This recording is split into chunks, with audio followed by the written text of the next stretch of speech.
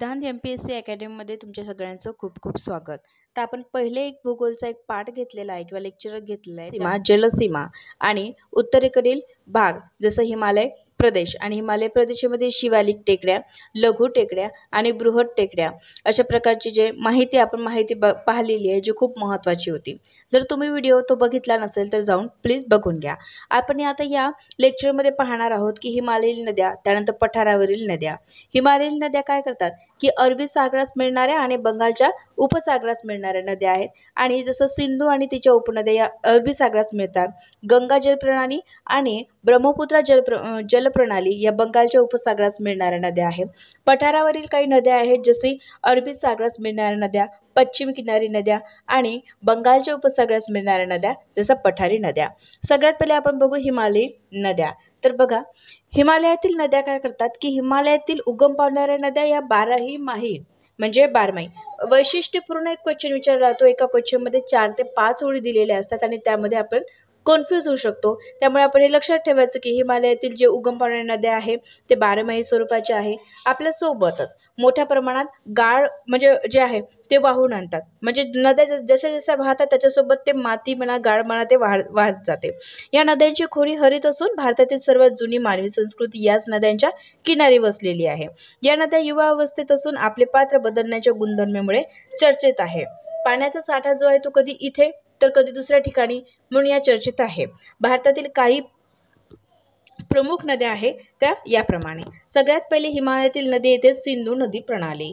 सिंधू नदी प्रणाली हिचा उगम तिबेट कैलास पर्वतावर आहे. उगम कुठे आहे नद्यांचा हे 100% प्रश्न एखादा तरी प्रत्येक एक्झाम मध्ये येतो. तर हिचा उगम तिबेटमधील कैलास पर्वतावर 6714 मीटर उंचीवर सेंगुरबाब येथील बोखर सुया मानसरोवराच्या हिमनदीतून होतो. हिची एकूण लांबी 2880 किलोमीटर असून भारतात 709 किलोमीटर वाहते. भारतातील क्षेत्रफळ हे 3,21,248 चौरस किलोमीटर आहे.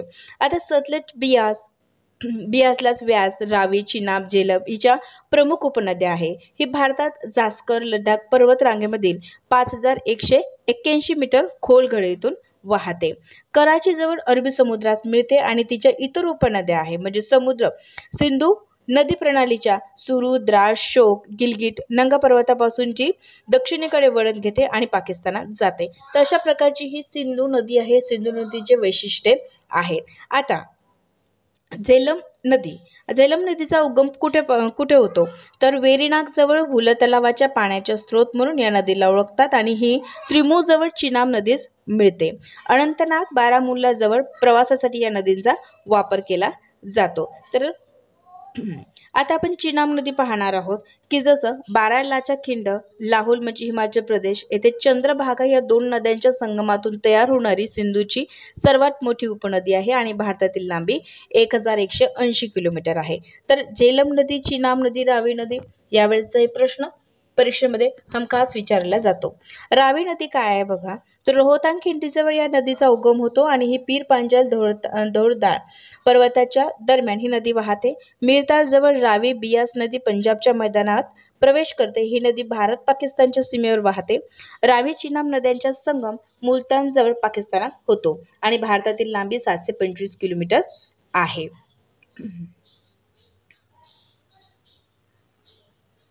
त्यानंतर आता बियास नदी आपल्याला काय सांगते की कुलू जवळ रोहतांग खिंडीजवळ बियास कुंडाजवळ या नदीचा उगम होतो, ज्याला आपण बियास नदी असं म्हणतो. आणि हरिके येथे सतलज नदी सिंधूची एकमेव उपनदी आहे जी भारतात उगम पावते आणि भारतात संपते. तिची लांबी 465 किलोमीटर आहे. आता सिंधूच्या ज्या उपनद्या आहेत जसं झेलम, चिनाब, रावी आणि बियास, ते बियासचे एक वैशिष्ट्यपूर्ण सांगितलेलं आहे इथं की कुलूजवळ रोहतांग खिंडीजवळ बियास नदीचा जो आहे तो उगम होतो आणि ते एकमेव अशी नदी आहे जी भारतात उगम पावते. ठीक आहे, आणि भारतातच संपते आणि तिची जे म्हणजे लांबी आहे ते 465 आहे. तर हे बियास नदीची वैशिष्ट्य आहे. रावी, चिनाब आणि झेलम अशा प्रकारचे सिंधू नदी आणि सिंधू नदीच्या ज्या उगम आहे आणि उगम त्याचप्रमाणे जे सिंधू नदीचे जे उपनद्या आहेत ते आपण बघितल्या. यानंतर आपण पाहणार आहोत सतलज नदी. तसेच राकस सरोवराजवळ उगम पावते आणि शिप्ती खिंडीच्या झास्कर हिमालयाच्या सर्व रंगांना भेदत ती नदी शिवालिक पर्वतापर्यंत येते. शिवालिक टेकड्या, लघु टेकड्या आणि बृहत टेकड्या या सगळ्यांची माहिती आपण पहिल्या व्हिडिओमध्ये दिली आहे, तुम्ही जाऊन पहा. या ठिकाणी भाकरा धरण बांधले आहे आणि रुपर शहराजवळ ही पंजाबच्या मैदानात प्रवेश करते. भारतातील लांबी 1050 किलोमीटर आहे. सतलज नदी, बियास नदी, चिनाब नदी यावेळेचा प्रश्न जो आहे तो 100% विचारला जातो आपल्या परीक्षेमध्ये. हे सिंधू नदीची आपण माहिती बघितली, त्याचप्रमाणे आपण गंगा नदी प्रणाली पाहणार आहोत. तर बघा, गंगा नदीचा जो उगम आहे तो उत्तरकाशी जिल्हा मनाखिंडी जवळ गोमुख हिमनदी गंगोत्री येथे गंगा नदीचा उगम होतो. परंतु या नदीला भगीरथी नदी असे म्हणतात. अलकनंदा नावाची आणखी एक नदी भगीरथी या नदीला देवप्रयाग येथे मिळते. तेथून यांचा संयुक्त प्रवास गंगा नदी म्हणतात. म्हणजे गंगा नदी म्हणजे एकच आहे का? नाही. तर बघा, एक नदी भगीरथी या नदीला देवप्रयाग येथे मिळते आणि अलकनंदा नावाची आणखी एक नदी भगीरथी या नदीला देवप्रयाग येथे मिळते. म्हणजेच बघा, उत्तरकाशी जिल्हा मनाखिंडी येथे गोमुख हिमनदी गंगोत्री येथे गंगा नदीचा उगम झाला. परंतु या नदीला काय म्हणतात? भगीरथी असे म्हणतात. अलकनंदा गावाची एक नदी भगीरथी या नदीला देवप्रयाग येथे मिळते आणि तेथून या संयुक्त प्रवास गंगा नदी म्हणतात. भगीरथी या गंगेचा मूळ प्रवाह मानतात. म्हणजे गंगेचा जो मूळ प्रवाह भगीरथी. गंगा नदी हरिद्वार येथे मैदानी प्रदेशात प्रवेश करते. गंगा ही भारतातील सर्वाधिक लांबीची नदी असून तिची लांबी 2510 किलोमीटर असून एकूण क्षेत्रफळ 10,98,600 किलोमीटर आहे इतके आहे आणि हरिद्वार पासून मिर्झापूर पर्यंत आग्नेयेकडे नंतर पूर्वेकडे वाहते. अलाहाबाद, प्रयाग येथे यमुना येथून मिळते. गंगेस उजवीकडून यमुना, शोण, दामोदर या उपनद्या तर डावीकडून रामगंगा, गोमती, घागरा, शरयू, गंडक, कोसी या उपनद्या येऊन मिळतात. गंगा भारतातील 5 राज्यातून वाहते. तर बघा, उत्तराखंड, उत्तर प्रदेश, झारखंड, बिहार, पश्चिम बंगाल नदीवर फरक्का बांध बांधला असून या ठिकाणावरून हुगळी ही नदी बाजूला पडते आणि गंगेची सर्वात मोठी वितरिका हे हुगळी नदी आहे. दामोदर या हुगळीच्या उपनदीस बंगालचे दुःखाश्रू असे म्हटले जाते. तर अशा प्रकारे गंगा नदी आणि गंगा नदीचे वैशिष्ट्य आपण पाहिलेले आहे. आता बघा, कोसी नदी सांगितलेली आहे इथे की कांचनगंगा नेपाळ येथे उगम पावते. 7 छोट्या नद्यांच्या एकत्रीकरणातून तयार होते आणि छत्रा येथे मैदानी भागास प्रवेश करते. हिच्या पाणलोट क्षेत्रात मोठ्या प्रमाणावर पाऊस पडतो. महापूर अचानक मार्ग बदलते यासाठी ही प्रसिद्ध आहे आणि 200 वर्षात ती 110 किलोमीटरपर्यंत आहे, पश्चिमेकडे सरकलेली आहे. सध्या ती कारागोलजवळ गंगेस मिळते आणि तिच्या रूपामुळे बिहारचे दुःखाश्रू असे म्हणतात. सोन नदी काय आहे की दक्षिणेकडून वाहण्यात येणारी गंगेची सर्वात मोठी उपनदी आहे आणि हिची 780 किलोमीटर म्हणजे लांबी आहे आणि या नद्यांचा उगम अमरकंटक या ठिकाणी होतो. उगम हा वर्षेमध्ये खूप महत्त्वाचा आहे किंवा मग विचारला जाते. ब्रह्मपुत्रा नदीबद्दल आपण पाहतोय. बघा, ब्रह्मपुत्रा नदी तिबेटमध्ये कैलास पर्वतात मानसरोवर जवळ चोमायांग दुम येथे उगम पावते. तिबेटमधून पो या नावाने वाहते आणि नामचा बारवा येथून दक्षिणेला वरून भारतात अरुणाचल प्रदेशात प्रवेश करते. तेथे तिला दिहांग म्हणतात. दिहांग, दिबांग, लोहित या नद्यांच्या एकत्रित प्रवाहास ब्रह्मपुत्रा असे म्हणतात आणि ही भारतातून वाहणारी पुरुष नदी आहे आणि ब्रह्मपुत्रा बांगलादेशात गेल्यावर तिला जमुना म्हणतात आणि गंगा ब्रह्मपुत्रांच्या एकत्रित प्रवाहास पद्मा असे म्हणतात. गंगा ब्रह्मपुत्राचा संगम ग्वालंदीजवळ होतो आणि ब्रह्मपुत्रेस मोठ्या प्रमाणावर येणाऱ्या पुरामुळे हिला आसामचे दुःखाश्रू सुद्धा म्हणतात आणि या जलवाहतुकीस उपयुक्त असल्यामुळे आसामची जीवनरेखा असे म्हणतात. आपण आता बघू की या नदीमुळे जगातील सर्वात मोठे नदीतील बेट आहे ज्यास मजुली असे म्हणतात आणि या नदीच्या उजव्या तीरावरील पठारावरील नद्या आहे की बंगालच्या उपसागरास मिळणाऱ्या नद्या जसं गोदावरी, कृष्णा, कृष्णा, कावेरी आणि महानदी आणि सुवर्ण. आता ही जी गोदावरी आहे ती कुठून कुठपर्यंत वाहते बघा. ही पठारावरील सर्वात मोठी भारतातील द्वितीय क्रमांकाची नदी आहे. हिला दक्षिण भारताची गंगा किंवा वृद्ध गंगा असेही म्हणतात आणि यामधील माहिती महाराष्ट्राचा भूगोल आपण बघणारच आहोत. कृष्णा हिची उगम जो आहे तो महाबळेश्वर येथे पुढे कर्नाटकात प्रवेश करते. कावेरी जी आहे ती कर्नाटकमधील कुर्ग जिल्ह्यात ब्रह्मगिरी येथे उगम पावते आणि कर्नाटक, तामिळनाडू या राज्यातून 760 किलोमीटरपर्यंत वाहते आणि कावेरीपट्टम जवळ बंगालच्या उपसागरात मिळते.